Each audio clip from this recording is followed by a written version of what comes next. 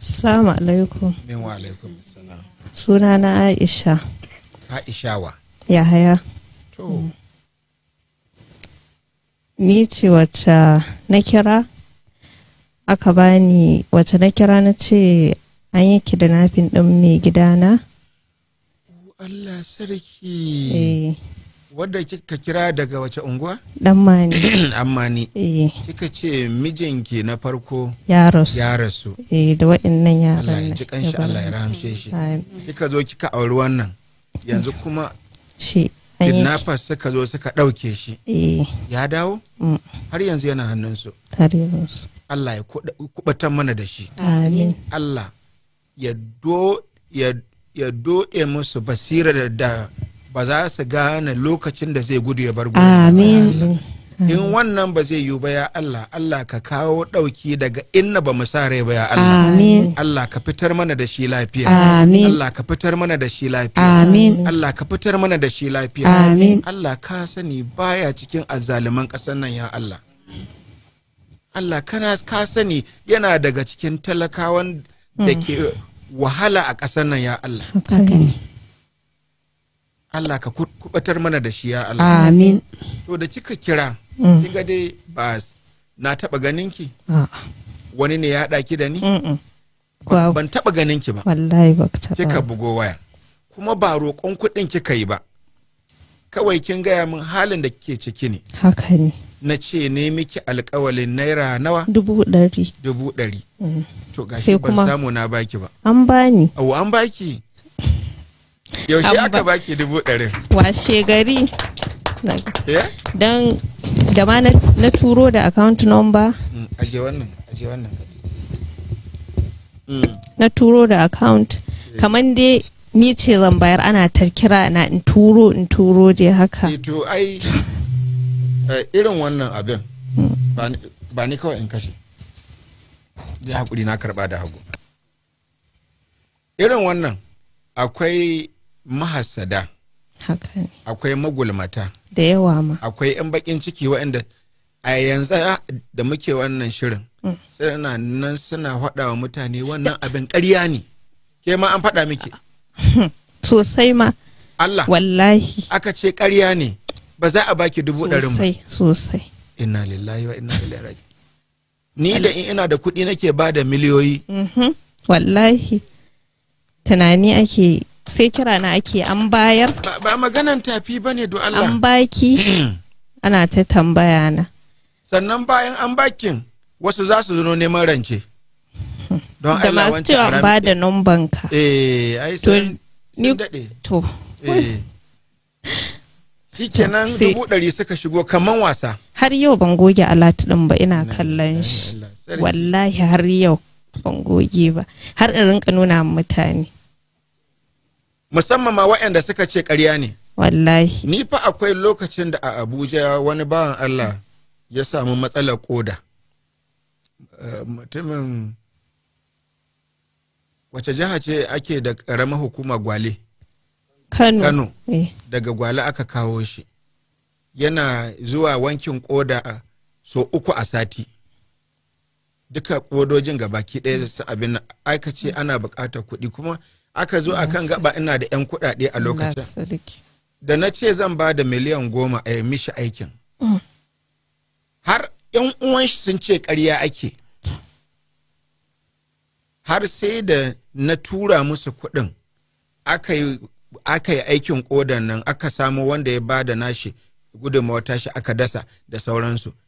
Sannan wai ƙanin baban shi yake cewa don Allah in gafarce shi. Na ce menene? Ya ce ranar da ya ji an ce na ce zan ba da miliyan 10 a je a yi mishi dashen oda kidney transplant. Ya ce ya tara mutane, ya ce dama ya daɗe yana jin wannan ƙaryar da ake. To gashi ya yi rantsuwa, ya ce ya yi rantsuwa, ya ce ƙarya ne. Ya ce ko da 10,000 ba zan iya ba su ba. Ko ma hujjar da ya bada tsakani da Allah ya bada hujja mai kyau. Ce ya yi waya za a yi babu dangin uwa babu na uba. Ni ba dan siyasa ba. ba wani abu nake nema gurinsa ba, kawai an ɗauko mutum kamar yau washe gari na ne wannan alkawalin ba a yi kwana 3 ba Allah ya taimaka aka tura musu kuɗin. Wai ya za a yi babu dangin uwa babu na uba, wai a ce na ciro miliyan 10 na ba wanda ban taɓa ganin shi ba. To shi abin da ya mance a nan shi ne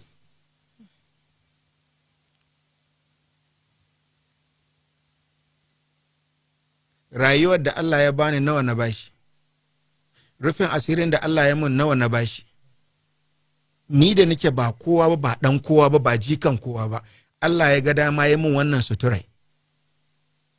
Yau an wayi gari mu da muke da sai an ba mu abinci, an sha zuwa Allah ya ji kanshi kiyate kanmu ya zo a cire mana windo ana damuna, a yi mana wulakanci. An sha korana daga makaranta saboda babu kuɗin biya makaranta. Yau an waye gari Allah ya juyi al'amarin nan a rayuwana, sannan wai in ce na mance inda na fito.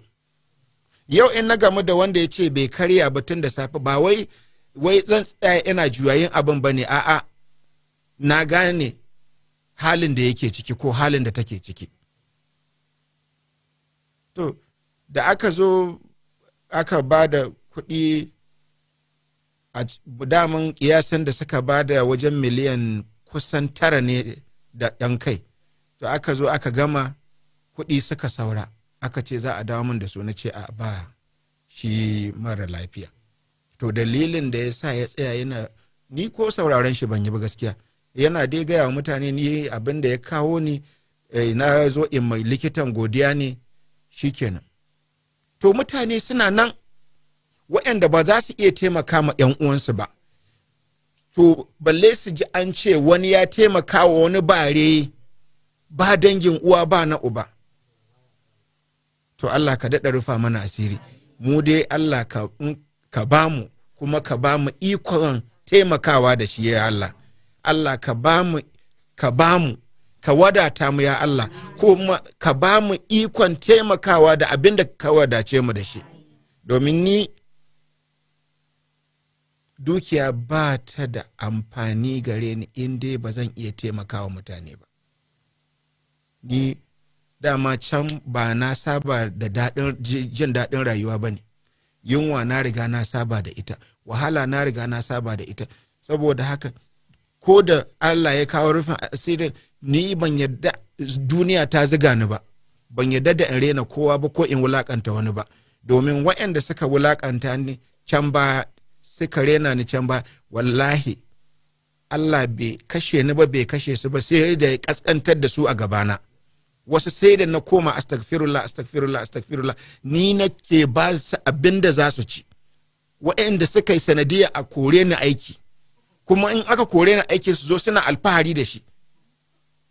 Kai ka ba a hankali fa, duk wani sunanka baka kai Ahmed Isa ba, to na sa an kore shi kuma ya koru. To kuma cikin rufin asirin Allah, bayan an kore ni da kaman wata 6, wata 8, wani lokaci shekara 1, sai wani babba yana sauraron shirin, ya ji shirin bai mishi daɗi ba, kamar lokacin da nake, sai ya tambaya ina wannan yaron yake ne Ahmed Isa, a ce ai an kore shi, an sai a ce a dawo da ni. So 8 ana dawo da ni aiki cikin rufin asirin Allah. Ni ba kowa ba, ni ba dan kowa ba, ni ba jikan kowa ba. Inda wajen rufin asirin Allah yana amfani da asali ne, to ni ba zan samu wata rufin asiri a rayuwa ba, saboda ba maganan asali a rayuwa na ni. Babana Allah ya ji kanshi, Allah ya rahamshe shi, Allah ya gafarta mishi, bai bar mun abun kunya ba. So saboda haka ki yi haƙuri. An ce ba za a ba da kuɗin ba ko? Ke kin ga kuɗin ko baki gani ba? Ga alat din ma a waya na, ina yawo da ko baki taɓa ba. Kada a ce alat din na boge ne ma ishe. Na ma ciro kuɗin. Allah. Wallahi na ciro, har mun yi siyayya da shi. Sarki. To Allah ya fitar. A ciki kuma sai bayan 100,000 sai ka ce za ka biya ma yarinya training. To ta je ta yi. Na koyan kifi. Na girki. Na girki. Ta yi. Ba ta da Allah mu ji daga gare ta. sunanki? Fatima Muhammad. Fatima Muhammad. Sunanki ba zai maimaitu ba. Ba ni wani suna can don Allah ya haƙuri sunan mai sunanki ko mahaukaciya ce a kan bola wallahi ta fi ƙarfin raini a gare ni. Ko mahaukaciya ce a bola na ji wannan sunan. Farko in na ji sunan akwai yadda nake ji a raina wallahi. Saboda mamanmu ta yi wahala da mu. Musamman ma ni da nake gagarare. Ta yi wahala. A makon da mahaifinmu Allah ya mishi rasuwa a lokacin na je na shiga sara suka a satin na sare mu wani kafa aka kwashi gatumanmu tana ta kaba aka kulle ta a police station. Wannan kaɗan daga ciki irin yawa to yau wajen kyautata wa mahaifiyarmu ko rasa raina na ban biya ta ba. To kin ci albarkacin mai sunanki. Yan sai dai rinka ce miki mai sunan mama. Ummi kuke ce mata ba? To a tsaya ummin. Yawa. Ummi. Na'am. Kin je kin yi wannan abin din? Training. Yaya? Mun ƙaru sosai. Wai da gaske? Sosai. Kaman me da me kika koyo? Mun koyi meat pie. Na ce Fatima ko? Na ce meat pie, donut, buns, biredi da su shawarma. Allah!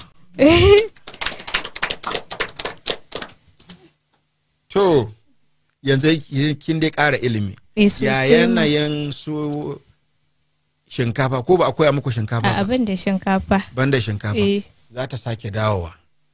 Wannan karan za ta zo ta koyar da ake yin miya daban-daban, shinkafa iri daban-daban da sauransu. Shi ma nan zan sake biya miki, ke sake koya.